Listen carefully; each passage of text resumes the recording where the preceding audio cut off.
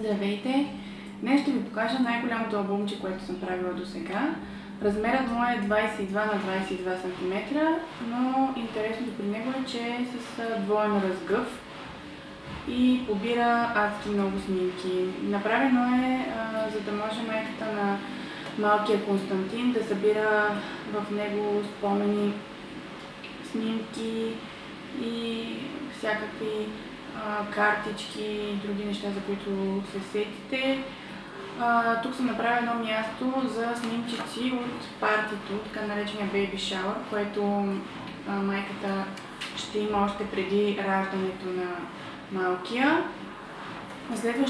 На този разгъв съм оставила място за първата снимка на малкото човече, плюс такчета за попълване на информация от родилния дом, име, презиме, фамилия, дата, час на раждане, ръст, тегло, зодия. Има място за ехографска снимка, място за отпечатък от ръчичката и място за отпечатък от кръчето.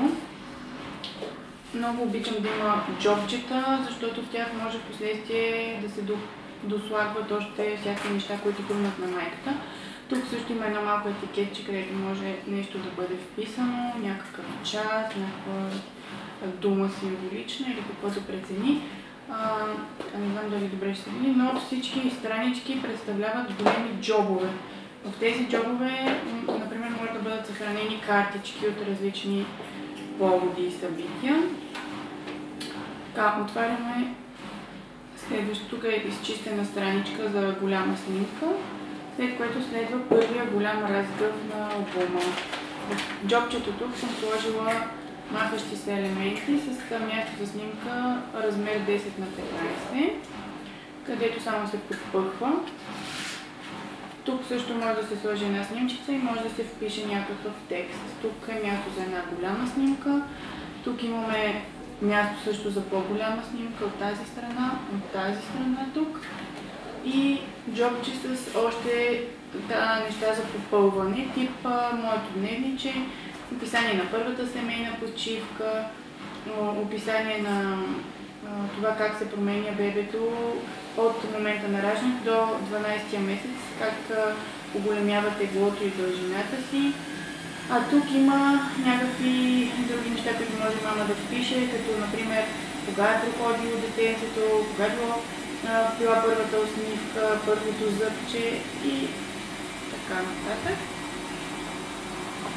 Пак казвам, ако в последствие нещо реши, че липсва или има информация, която иска да запише, винаги може да се донапечата и да се съхрани в тези големи джобчета. Така, от тази страна пак има такъв джоб с място за снимчици размер 10 на 15. Като разбира се, снимките може да бъдат сложени повече на брой, не е нужно да се ограничават само в пъхането им тук. Имаме един такъв джоб от тази страна с водопад от снимчици, пак с размер 10 на 15, като има място, като има място от едната страна и от другата страна да се залепят.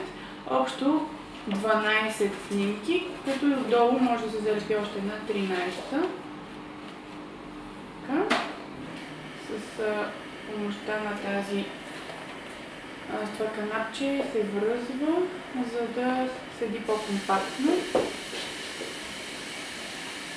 В тази страна съм оставила място за голяма снимка или колаж от няколко снимки. Тук следва една интересна страничка.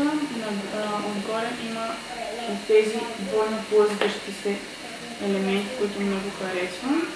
По този начин имате място за една малка снимчета тук и една отдолу. Трябва да се внимава, защото една идейка по-тегаво върви плъзгането. Тези две странички са празни за големи снимки. Много ми харесват хартиите, които съм избрала. Много са весели, цветовата гама пастелно, зелено, кафяво, оранжево.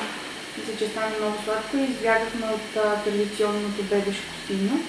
Тук виждате, на тази страничка става двойна. Отваря се така нагоре и така надолу. Като от тази страна има и джоб. По този начин може да сложат снимка тук, от тези две страни и отделно да се подпъснат в джобчето допълнително. Затварянето този път е с тези сладки копченца. Обичам да има магнити или друг вид закопчавания, за да знам, че всичко ще седи компактно. Така, следва такъв джоб кола на такава теничка наподобяваща първата, с място за 5 снимчици на капака, от долната страна място за една по-голяма и също така джоб.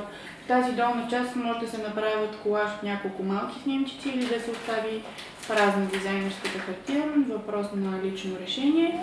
Тук има една голяма страница с етикетче, много ми допаднаха етикетчетата от комплекта на дизайнерските хартии, затова съм ги налепила навсякъде за албума, защото може да се впише, например, някаква дата и да се залепи голяма снимка, за да се знае кога е била заснета. Тук имаме друг вид страничка с такова типа акордеон отваряне и може да се поберат 2, 4, 6, 8, 10, 11 снимки. Така на една страница реално вместо само една голяма снимка имаме 11 снимки тук, плюс още 3 в джоба, което много ми допада, тъй като обема на вместимост се оголемява доста. Така, тук има пак голяма празна страничка и на гърба съм направила едни малки пощенски пликчета, в които да се съхранят теста за бременност. Ето тук. С магнитче се закрепя, за да не мърда. И гривничките от родилното, като скъп спомен, който не бива да изхвърляме, а може да запазим за поколените. Затварянето става по последния начин, редуват се страничките. Трябва да се случва доста внимателно, тъй като албума стана много голям и доста натежа. Но пък побира сигурно над 100 снимки. Пак казах, има много големи джобове и мисля, че се получи много симпатично. Основната тема са кончета, затова и на предната корица на етикетчето съм залепила това метално елементче с конче, а затварянето може да стане с канапче или като се върже тук на пандика, или както на мен ми хареса много, да се върже тип колет от задната страна, за да може след като се напълни изцяло албума и се надуе, все пак да не седи отворен, а да може да си се фиксира.